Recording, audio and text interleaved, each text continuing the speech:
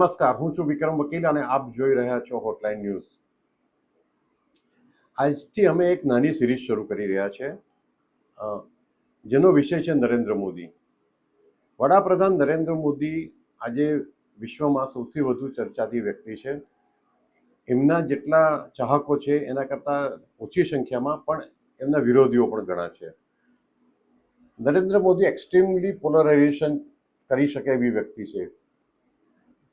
એટલે કે એક તરફ એમને ચાહનારાઓ એટલા બધા એમને માટે લાગણી ધરાવે છે કે એમને ભક્ત અથવા તો કેટલાક અંધભક્ત પણ કહે છે, અને બીજી તરફ એમને ધિક્કારનારાઓ એમને કૂવામાંના દેડકા, નીચ, મણિશંકર અય્યરે જે કહ્યું હતું એ, કે પછી સોનિયા ગાંધીએ 2007ની ચૂંટણી વખતે કહ્યું હતું એમ મૌત કા સોદાગર જેવા શબ્દો એમના માટે વાપરે છે.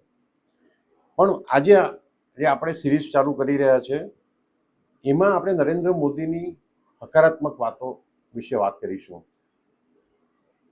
જે આ સિરીઝ છે એ શરૂઆત આપણે એક સૌરભ શાહ, જે જાણીતા પત્રકાર લેખક છે, એમણે નરેન્દ્ર મોદી વિશે ઘણું લખ્યું છે, પણ એમાંથી કેટલાક સિલેક્ટિવ આર્ટિકલ લઈને આપણે થોડું એ વિશે આપણે નરેન્દ્રભાઈ વિશે જાણવાની કોશિશ કરીશું. હું આ જે લેખ વાંચું છું એ નરેન્દ્રભાઈ વડાપ્રધાન બન્યાને 1 વર્ષ પછી, એટલે કે 24 એપ્રિલ 2015ના રોજ લખાયો હતો. સૌરભ શાહ લખે છે, નરેન્દ્ર મોદી વડાપ્રધાન બન્યા તે પહેલા કેવા હતા અને મુખ્યપ્રધાન બન્યા તે પહેલા કેવા હતા એની રિયલ સ્ટોરી સાહેબ ક્યારેક આત્મકથા લખે ત્યારે ખબર પડે, પણ ભારતની 125 કરોડ જનતામાંના એક તરીકે મોદીને મેં જે રીતે જોયા છે એમાંથી શીખવાનું ઘણું છે. સૌરભ શાહ આગળ લખે છે, નરેન્દ્ર મોદીના જાહેર જીવનને ઓબ્ઝર્વ કરતા ઉડીને આંખે વળગે એવી સૌથી મોટી વાત એ છે કે મોદી સાહેબ જબરદસ્ત મહેનત કરે છે, ભારે કામગરા છે. છેલ્લા અઠવાડિયામાં તમે પોતે કેટલી વાર બીજા લોકોને કહ્યું કે આ અઠવાડિયે મારી પાસે ટાઈમ નથી, નેક્સ્ટ વીક, પણ મોદી પાસે ટાઈમ જ ટાઈમ છે. દિવસનો એક કલાક જ નહીં, એક મિનિટ એમના માટે કામની છે. કામ સિવાયની ગપ્પાબાજી માટે એમની પાસે ફુરસદ નથી. ટાઈમ મેનેજમેન્ટની વાતોના વડા તળિયા વિના મોદી શીખવાડે છે કે આપણા જેવા લોકો પાસે અત્યારે કામ કરવા માટે જેટલો સમય છે એના કરતાં ડબલ સમય કાઢી શકીએ એમ છીએ, જો બીજી બિનફળદ્રુપ પ્રવૃત્તિઓમાંથી બહાર નીકળી જઈએ તો. આ એક પૂર્વ શરત છે. બીજી વાત મોદીને મોદી બનાવતી એ છે કે પોતાના ટીકાકારો પર પ્રહાર કરવામાં, એમની સાથે જીભાજોડી કરવામાં એ ઝાઝો સમય વેડફતા નથી. ક્યારેક કોઈ કટ લગાવી દીધી તો પૂરતું છે.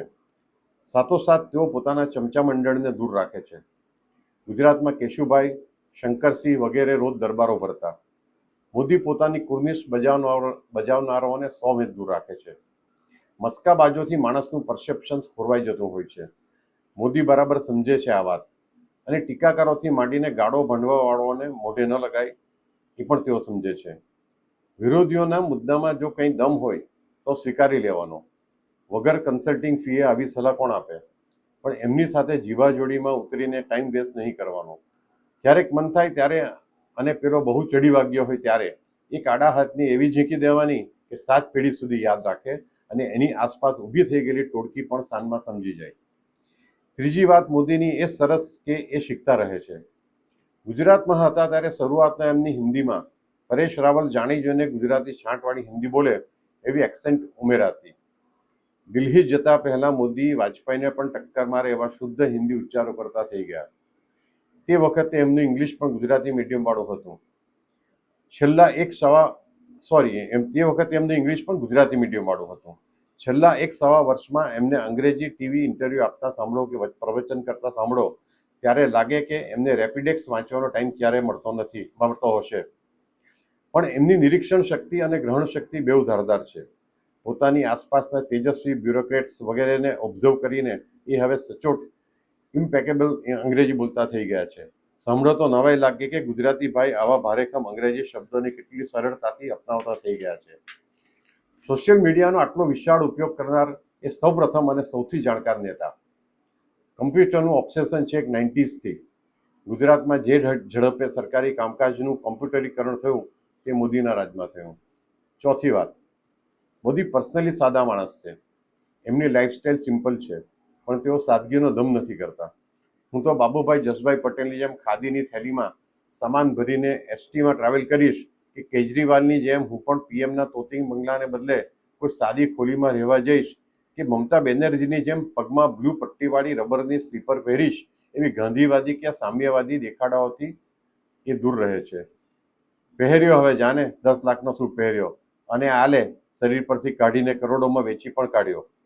મોદીને ખબર છે કે આ સાદગીના ધંભીડાઓના ઉતરેલા કપડાં વાસણ વાળીને વેચશે તો સરખી તપેલી ના આવે અને પોતે વેચે તો તમે જોઈ લીધું. ઇન્દિરા ગાંધી કાંડા પર HMTની 200 રૂપિયાવાળી ઘડિયાળ પહેરતા અને કરોડો રૂપિયા ઘર ભેગા કરતા. મોદી પાસે એમની નોકરીના પગાર સિવાય અને જૂની બચતમાંથી લીધેલા સરકારી યોજનાના ઇન્વેસ્ટમેન્ટ સિવાય બીજું કાંઈ નથી. ગાંધીનગર છોડતી વખતે એમણે મુખ્યમંત્રી તરીકેના 13 વર્ષના પગારમાંથી બચી ગયેલી 21 લાખ રૂપિયા કરતાં વધુની રકમ ચોથા વર્ગના કર્મચારીઓની છોકરીઓના ભણવા માટે વહેંચી દીધી. મોંઘા કપડાં, કિંમતી ચશ્મા, કોસ્ટલી શૂઝ વગેરે વાપરતા હોવા છતાં મોદી નિષ્પૃહ છે, જે એમની બિહેવિયરમાં, લાઇફસ્ટાઇલમાં ટપકે છે. કરોડો રૂપિયાનું ઇન્વેસ્ટમેન્ટ કરતા લાર્જ ફાર્મ હાઉસીસ અને અઢળક બીજી સંપત્તિ ધરાવતા રાજકારણીઓમાંના મોદી નથી. પાંચમી વાત એમની સારી એ છે કે સ્ટાઇલિશ છે. ચંદ્રશેખર પણ વડાપ્રધાન હતા, લગર વગર દાઢીવાળા. મોદીની દાઢીનું ટ્રીમિંગ તમે જોયું? 8 દિવસ માટે પરદેશ જતા હશે ત્યારે દાઢી માટે સાથે કોને લઈ જતા હશે કે ટ્રીમર વસાવી લીધું હશે. સેલ્ફી પાડતા થઈ ગયા છે. સોશિયલ મીડિયાનો આટલો વિશાળ ઉપયોગ કરનારા સૌ પ્રથમ અને સૌથી જાણકાર નેતા. કમ્પ્યુટરનો ઓબ્સેશન છેક 90sથી. ગુજરાતમાં જે ઝડપે સરકારી કામકાજનું કમ્પ્યુટરીકરણ થયું તે મોદીના રાજમાં થયું. મોડર્ન માણસ છે, સમય કરતાં આગળ વિચારે છે અને સમયની સાથે ચાલે છે. છઠ્ઠી વાત ઘણી મોટી છે. ઇન્ડિયાનું પોટેન્શિયલ એમને ખબર છે. વડાપ્રધાન મોદી વિદેશી યાત્રાઓ કરતા રહે છે. એવી ટીકાઓ કરનારા લોકોને ખબર નથી કે મોદી તો કાંઈ નથી. ઓબામા એમનાથી વધારે ફરે છે. મોદીના કારણે આ એક વર્ષમાં ફોરેનની પ્રેસમાં, વિદેશી રાષ્ટ્રોમાં, ત્યાંના રાજકારણીઓમાં અને ત્યાંની પ્રજામાં ભારત માટેનું પરસેપ્શન બદલાઈ રહ્યું છે અને કેટલીક બાબતોમાં બદલાઈ ગયું છે. ભારત પૂંગી વગાડતા ગારુડીઓનો દેશ નથી, રસ્તે ચાલતા હાથી પર બેઠેલા મહાવતોનો દેશ નથી. એની ખબર હવે પડવા માંડી છે. ઇન્ટરનેશનલ કમ્યુનિટીને આ ખબર હવે પડી છે. ત્યાંના લોકો હવે ભારતને ઝૂકીને સલામ કરતા થઈ ગયા છે. આ બધું મોદીના કારણે. સાતમી વાત મોદીની એ ગમે કે એમણે મીડિયાને કટ્ટુસાઇઝ કરી નાખ્યું. બહુ કૂદતા હતા માળા બેટાઓ. દિલીપ પાડગાંવકર નામના એક એડિટરે તો રાજીવ ગાંધીના જમાનામાં જાહેર કરી દીધેલું, મારા જોબ ઇમ્પોર્ટન્સમાં નેક્સ્ટ ટુ પ્રાઇમ મિનિસ્ટર છે. પોતાના છાપાના તંત્રી લખો વાંચીને દિલ્હીમાં નીતિઓ ઘડાય છે એવું માનનારા અંગ્રેજી છાપાના માલિકો પણ સીધા દોર થઈ ગયા છે. આ જ લોકોએ 2002 પછીના ગાળામાં મોદીને મા બહેનની ગાળો સંભળાવવાનું જ બાકી રાખ્યું હતું. છતાં દેશની ઉન્નતિ માટે જૂના ઘાવ ભૂલીને અનેક ટીવી પત્રકારો સાથે તેમજ તોતિંગ મીડિયા હાઉસોના માલિકો સાથે એમણે દોસ્તી કરી લીધી. ગાંધીનગર હતા ત્યારે કહેતા કે કેન્દ્રમાંથી એ વખતે વાજપેયીજીની સરકાર હતી, આદેશ આવશે તો 2 ઘડીમાં હાથમાં થેલી લઈને કાંકરિયા હેડગેવાર ભવન પાછો જતો રહીશ. આઠમી વાત મને પર્સનલી એ ગમે છે કે મોદી પોતાની આસપાસ પોતાનાથી વધુ પ્રતિભાશાળી લોકો હોય તો ઇન્ફિરિયોરિટી નથી અનુભવતા. એમને ચુનંદા માણસોની ટીમ બનાવતા આવડે છે, બધાને ઇન્સ્પાયર કરીને એમની પાસે કામ કઢાવતા આવડે છે અને એ લોકોને અકાઉન્ટેબલ બનાવતા પણ આવડે છે. કોઈને એમની જવાબદારીમાંથી છટકવા દેતા નથી. 9મી એમની ખોરાકની હેબિટ્સ ગમે છે. આપણા જીવનમાં જો એક જ વાત ઉમેરાઈ જાય તો આપણે અડધા મોદી બની જઈએ. શાક, દાળ, રોટલી, સલાડ, છાશ, આ જ લંચ. ડિનર પણ સાદું, પ્લસ નહીં કોઈ વ્યસન, નહીં કોઈ જીભની લાલચો. નહેરુ, વાજપેયી શરાબ કબાબના માણસ હતા તે બધા જાણે છે.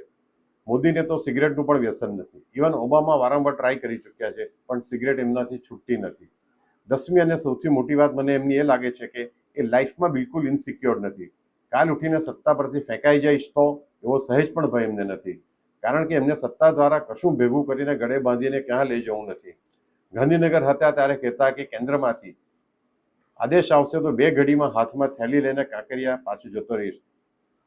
સત્તા પર ટકી રહેવા જે છટપટાહટો કરવી પડે છે તે મોદીએ નથી કરવી પડતી, કારણ કે એમને ખબર છે કે કાલે ઉઠીને 7 રેસકોર્સ રોડ પરથી નીકળી જવાનો આવશે તો દિલ્હીમાં પણ કાંકરિયાની જેમ ઝંડેવાલામાં RSSનું કેન્દ્ર છે, ત્યાં 10x10ની એક રૂમ તો ગમે ત્યારે કોઈ પણ ખાલી કરી આપશે. મોદીના જીવનમાં દેખાતા ગુણો આપણામાં ઉતાર્યા પછી આપણે કદાચ મોદી ન બની શકીએ, પણ જે છીએ એને કરતાં વધારે સારા તો ચોક્કસ બની શકીએ. આવા પ્રકારના વિડીયો તમને જોવા ગમતા હોય તો હોટલાઇન ન્યૂઝ ચેનલને લાઇક, શેર અને સબસ્ક્રાઇબ કરો.